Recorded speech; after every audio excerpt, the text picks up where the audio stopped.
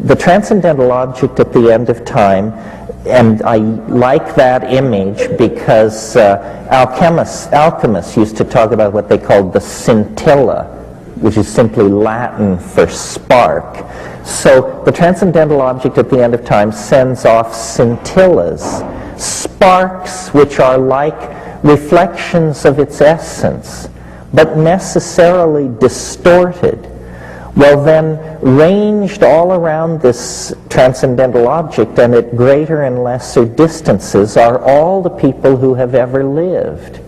And if you are a Buddha, a Christ, a Muhammad, a Guru, somebody or other, and you are, what that means is that you have been struck by a scintilla of reflection from the transcendental object. And so you, as it were,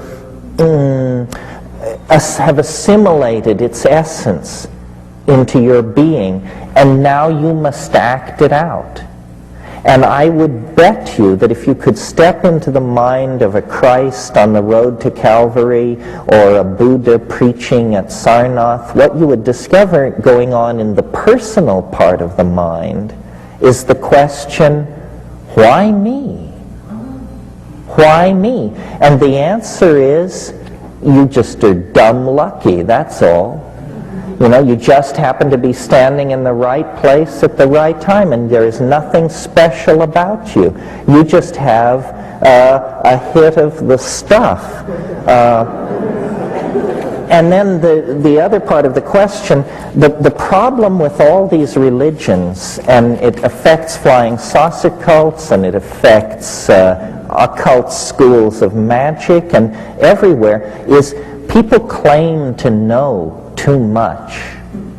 They are not willing to live in the light of ignorance and in the absence of closure. So, you know, my God, you go to these UFO conferences, and, you know, you've got the people talking to the Pleiadians in booth 1. Next to them, people are talking to Commander Zamo of the Antares system. And then number 3, something else. No cognitive dissonance between these groups. They all have coffee together and are dating heavily, and it doesn't ever seem to enter anybody's mind that this is a little odd. In occult stuff, you know, you say, what's that? And they say, well, that's the 11th amethystine ray that was brought by the great white fathers of the 11th Lodge who came from the galactic center at the fall of Atlantis and established the... You say, how the hell do you know all this stuff? You know, I mean, nobody knows anything. And Christianity, the anticipation of the end of the world and the exegesis of revelations that has been worked out based on the visions of John of Athos, you know, it's a good try, but it's not a paint by number script for the unfolding of the world by any means. When the transcendental object at the end of time finally reveals its quintessence among us, all prophecies will be fulfilled.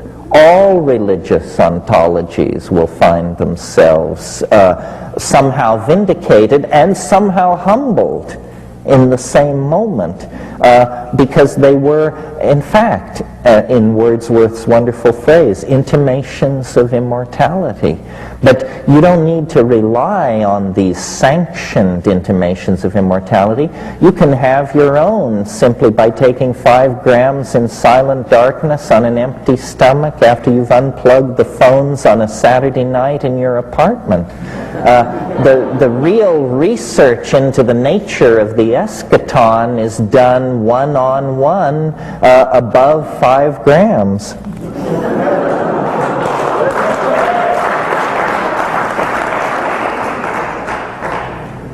Well, let's see here. I once heard you talk about an experiment your brother undertook where he was raving for 3 weeks, but you never explained what the experiment involved. What was it? Well, what a wonderful opportunity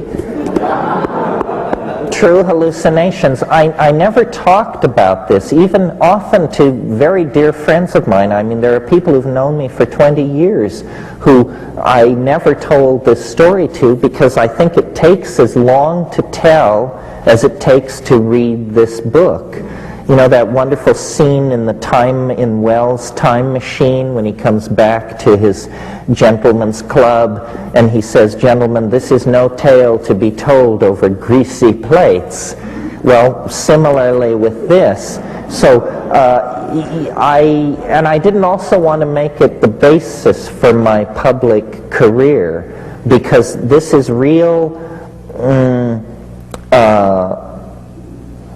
well, I almost said nutty stuff.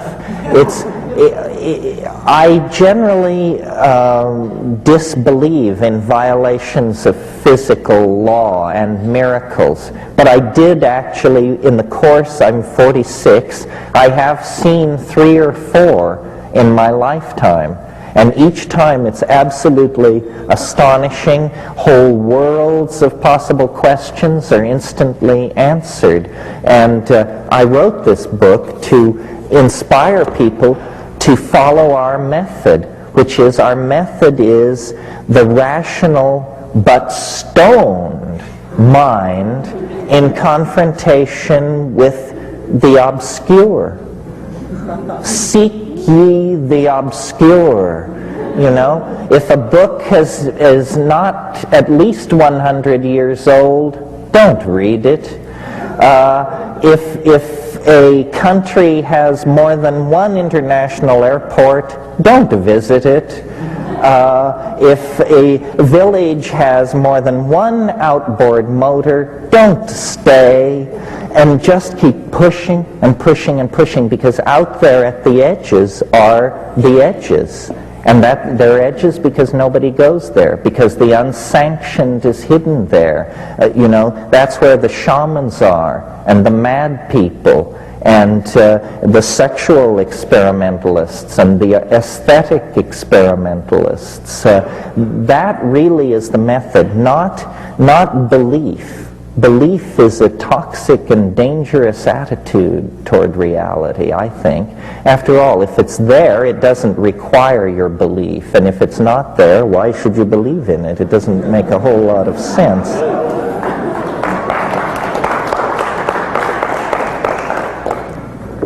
By eliminating money and the separateness that it causes, could the world be saved by sharing the resources and the work and eliminating all the unnecessary waste of energy and needless competition and consumption? Well, I'm not sure how money could be eliminated.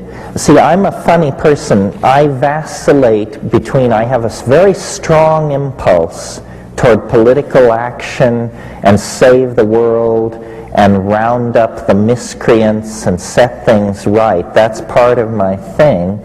But I also have this incredibly evolved sense that it's a done deal, that it's okay, that the main task is a certain alertness and attention to one's comrades, and that it will all unfold through the intercession of the transcendental object at the end of time. People say this is a contradiction. Fine, it's a contradiction. I mean, what are we doing here anyway? Is life supposed to be simple? But I preface that by saying, one time somebody in a group like this challenged me and said, "You're always talking about the peril of the planet and one thing and another. Why don't you ask the mushroom how to save the planet?" And so then I thought that was kind of a facetious and challenging thing to propose. But the next time I found myself capable of asking the question, I did. And the mushroom hesitated, and now I pass this on to you as pure fungal hearsay on the networks. I said to the mushroom, "So how can we save the world?" And it hesitated roughly a third of a second and said, "Every woman should bear only one natural child." I thought about this for a long time before I ever publicly mentioned it to anyone. And I realized, you see, I think that what is destroying us are two things.